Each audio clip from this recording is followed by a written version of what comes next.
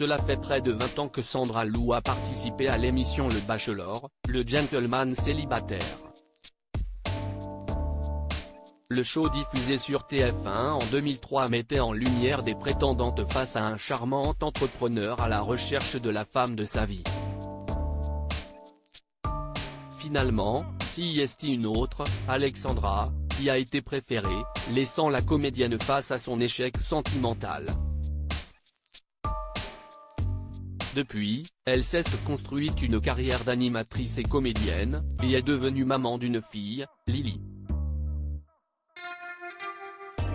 Le père de l'enfant s'appelle Michael, qu'elle avait épousé en 2007 mais dont elle est séparée. En 2021, elle a retrouvé l'amour auprès d'un certain Amaury et semble nager dans le bonheur depuis. Épanouie à 42 ans, un anniversaire qu'elle fête ce 24 décembre, elle a connu aussi des moments douloureux, comme la mort de son amour de jeunesse. C'est en 2015 que Sandra Lou fait cette confidence.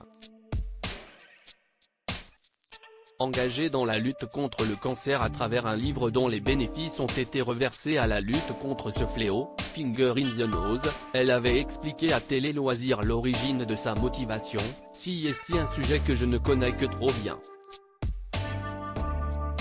L'un de mes amours d'adolescente a été atteint par cette maladie à 14 ans. Il est parti 10 ans plus tard. Marquée par la disparition de son ancien amour, Sandra Lou s'était donc lancée dans la publication d'un ouvrage rassemblant 80 photographies de stars prenant la pose le doigt dans le nez. Parmi celles-ci, se trouvent Alexandre Astier, Michel Larocque ou encore Florent Manodou. Pourquoi ce geste enfantin ?